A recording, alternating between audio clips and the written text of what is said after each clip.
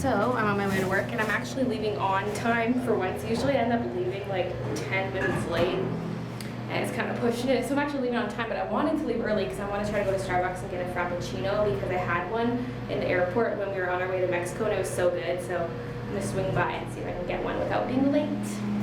It is like impossible to carry all my stuff right now and film. Too many things! It's all crappy and rainy. So I did end up getting the Starbucks. I normally don't go to Starbucks ever. I see it as like a waste of money, but I just thought of it today. I thought it'd be like a little treat for myself. Make sure no one's watching me from behind. See all these hedges here? It's blocking out Bridge Studios. Top secret area. It's actually not top secret, but yeah. Almost at work. So even though I had an umbrella today, my hair still got pretty wet, especially on the bottom, so it really made my curls relax a lot, but I actually really like the way this looks. If I could just make my hair look like this every morning and have it not straighten throughout the day, that'd be perfect. Like, I love this. I actually usually do curl my hair more curly than I actually want it because I know the curls will relax, but the rain just kind of accelerated that. Plus, usually on second day hair, the curls don't hold quite as well, although this is different than my usual second day hair because it's not as oily as usual since I'm doing the 3-day thing. So I didn't actually use any of the cornstarch this morning because I just didn't need it. I don't know if I already said that this morning. I can never remember the stuff I say in the morning. That's the downside of vlogging in the morning. So I stopped by the dollar store on my way home from work to pick up a cheap can opener because we have one here, but I want one for work because if I bring soups or something, they usually don't have the easy open top. So it's got this super cheap can opener, and I'm just making some pudding right now for my lunch for tomorrow. And I'm like, just realized again that I don't have a whisk because remember I mentioned it when I was making the cupcakes, is that I don't have a whisk anymore. And so I totally could have bought one, even if it wasn't the fanciest whisk. I could have just got something at the dollar store, but I didn't even think of it.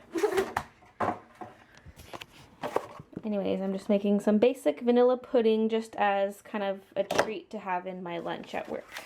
I was going to portion this all out for my lunches, but this is the only Tupperware container I have that's roughly this size. It's smaller than a sandwich container, but still big enough to hold a decent amount. But I only have one other one, and it is actually holding my colorless blender solution for my Copic stamping stuff.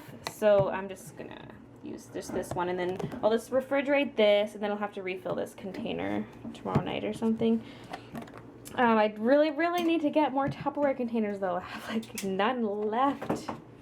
Guys, look at this hunk of delicious cheese. Oh, it's a Havarti cheese with like peppers and stuff in it. We decided to buy a huge block instead of buying the pre-sliced stuff. It's a lot of cheese though, so we're gonna have to try to use it for other cooking, even though I don't cook with cheese much, but I don't think we'll use it up in time for sandwiches before it goes bad. So I don't know, we'll see. Soup and sandwiches, soup and sandwiches. I don't like cooking on weekdays because of work, so a lot of times I just end up having something simple. Sometimes Christian does make food though when I get home and I'm like, oh nice. But most of the time I'm like, no, I'm not cooking. I'll cook on the weekend or something. So for those of you who have seen my Christmas haul, you know how I got a sewing machine and this kit to go with it. But I couldn't bring it home because I was flying on an airplane. And Christian's uncle and aunt are actually going to be bringing it here in like a couple weeks, right? Yep. Beginning of March. So I will get my sewing machine and stuff in a couple weeks. But for now, this is what I have for sewing supplies. Some needles I got at the dollar store. And this baggie, which has like no thread selection. I thought I had more. I thought I had a little kit that had a bunch of little different colors of thread, but I don't know whatever happened to that. So this is all I could find. But really, I just need the black thread that's around this bobbin, and I think I'll be fine. Because I want to start sewing some of my clothes. This is just a few things out of the many things that need stitching because stuff just gets holes in it, or like I have this tank top where the little top part border thingy is coming off and there's a bit of fabric poking out. Just little things like that that just need a bit of stitching. So I have this pair of pants here. These jeans are the jeans I would wear all the time. And one day I was getting into an SUV. It was actually Christian's parents' vehicle. And when I was getting in, I raised my leg up super high and it just kind of tore right beside the crotch. So that needs stitching. Then there's these pants, which I was actually wearing yesterday. And the last time they got washed in the laundry, I was folding them and I noticed there was a cut in them, but it didn't look like it was cut all the way through. But then when I put them on, I realized once I got to work, I was like, oh, this is a massive hole in my pants, which kind of sucks. Like, I really like these pants. They used to be super metallic-y, but they've lost a lot of their sheen, but they still look really cool. It's kind of a unique fabric for pants, and they're so comfy. So I'm going to stitch these up. Then I have these, which I was wearing today, and this hole's just been getting bigger and bigger because when I pull up my pants, this is about the area I tug on, and so there's just kind of this stress area where this seam was connecting with the fabric of the pants, and it's pretty thin fabric, so it just kind of tore. And so this morning I put on my pants and I was like, whoa, that's a big hole. And I was wearing a long cardigan anyway, so it covered the hole, but just in case my cardigan pulled up, I put in a couple safety pins, which kept it mostly closed.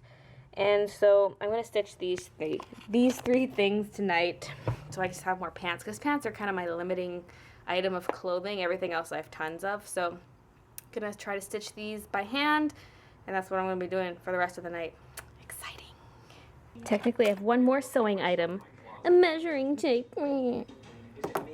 Although I didn't buy it for sewing, I bought it to measure my body for like shirt sizes and stuff.